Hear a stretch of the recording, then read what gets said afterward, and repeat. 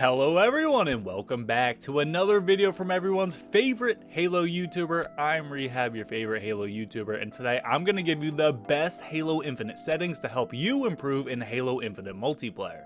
Honestly, I wasn't really planning on doing one of these because tons of people have already done it, and settings are something a little more personal where they should feel good for you and you shouldn't necessarily be doing something because someone else does it. However, tons of people have asked me for a settings video, and if I'm anything, I'm a man of the people. So I've answered. Okay, so starting off, I am running on the Xbox Series X, so let that be noted. If you're playing on PC, I don't really have the PC video options going on, but to start off, I am on Bumper Jumper. I've been playing Bumper Jumper since the Halo 3 days. It's what works best for me. The most important thing is that you jump with the left bumper, so you don't have to take your thumb off the right thumbstick of aiming to hit A to jump.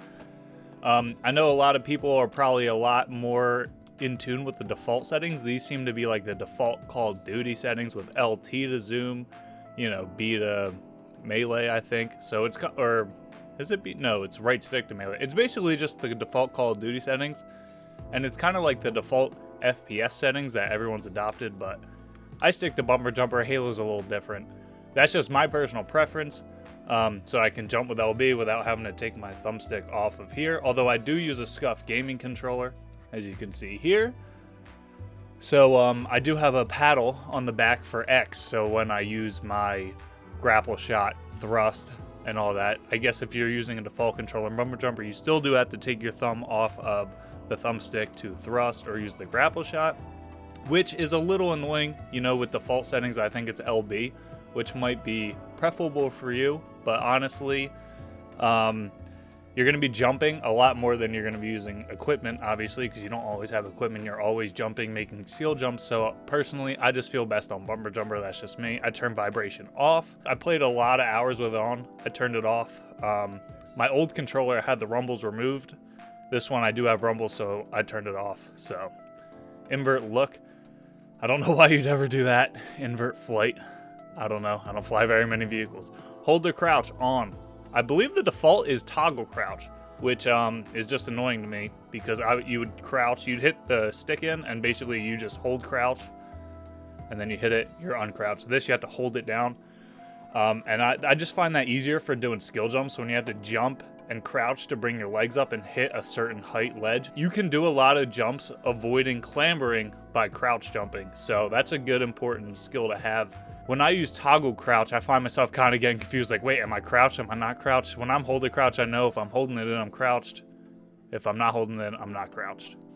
Hold the zoom, I don't know why you want to do that. It's, especially with my zoom being on the right stick, it'd be really hard to hold my right stick in while I'm trying to aim a sniper or a BR, so that's off. Hold the sprint, no, you just tap it and you keep going. Movement assisted steering, that's for vehicles, who cares? Have it off. Maintain sprint, default on, I never changed it. Auto clamber, I have auto clamber on. I wish I didn't. In Halo 5, there was a hold the clamber option where I'd basically jump, and if I wanted to clamber, I'd hold my jump button in and I'd clamber. If I didn't want to clamber, I would just hit jump and not hold clamber. This game either has auto clamber on or off. So if you have auto clamber on, I have to jump and then I have to hit jump again to clamber, which I'm just really not used to, and it's really frustrating. I wish they had a hold the clamber option in this game. I tweeted at 343, give me hold the clamber. I hate auto clamber because I get stuck clambering stuff that I don't want to clamber all the time.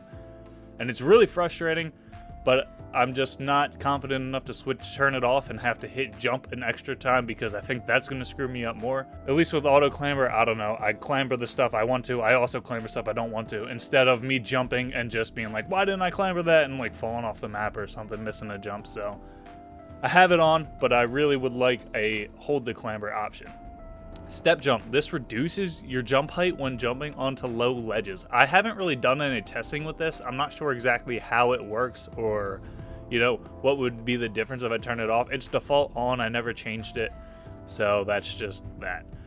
So now sensitivity, this is what everyone wants to see, right? Look acceleration, I have all the way up at 5, which is the highest. So it's defaulted at 2. The settings are defaulted at 5, 5, 2. So look acceleration is basically it accelerates your looking when you have the stick all the way over to the right. So it helps you turn around faster. Obviously, people on keyboard and mouse are flicking their mouses, they're 180ing, 360 and whatever. With a controller, you're really slow to turn with your low sensitivity. So look acceleration kind of helps you when you need to turn around. So I like to have that high, give me a chance to turn around really fast. And then I turn the sensitivity down. Now, I played 3.5 for most of Halo 5. Halo 5 was a little wonky because heavy aim, if you haven't heard of it. Basically, your sensitivity would feel different based on the server you're in, which was really frustrating. This game, I haven't really had that problem, but I was 3.5 for pretty much the entire life of Halo 5, unless I changed it because of the way the server felt.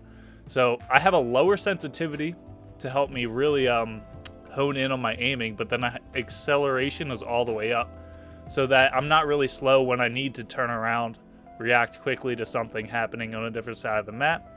But my sensitivity is lower so that I have a lot more control and making those fine adjustments in actual gunfights. So for zoom level 1.4, I turned the zoom sensitivity up. I think I originally had it at 1.5.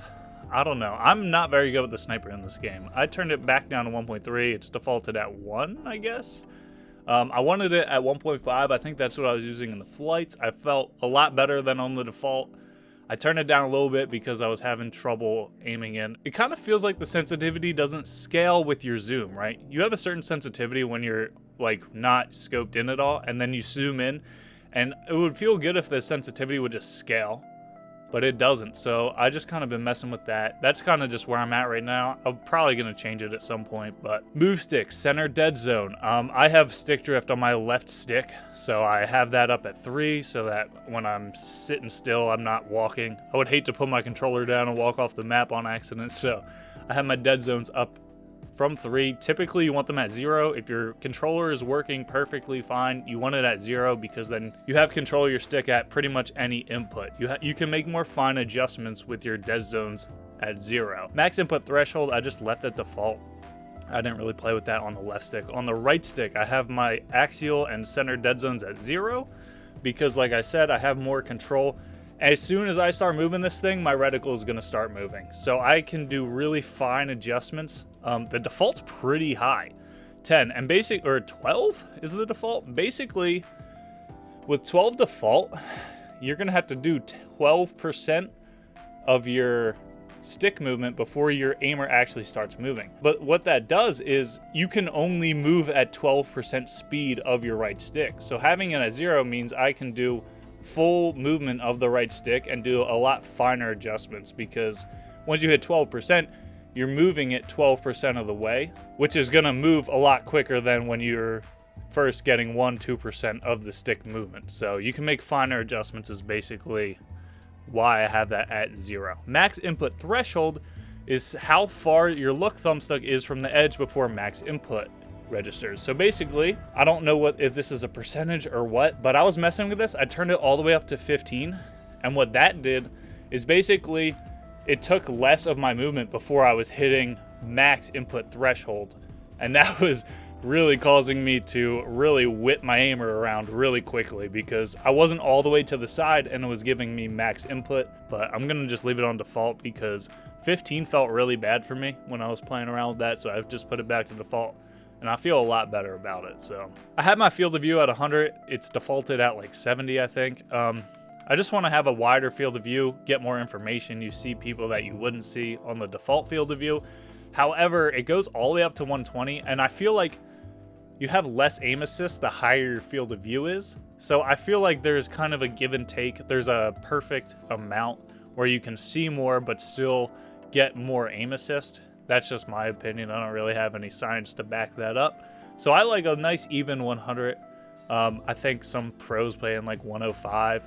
I don't really know anyone that plays at 120. I'm sure there's people do that are still very good. So if you want to play at 120, be my guest. But graphics quality, I don't know if they're going to add a performance mode, but I'm playing on the Xbox Series X. It's defaulted at quality and I can't change it. So sensory images, blur, screen shake, exposure, full screen effects, all to 0. These are all just things that distort your vision.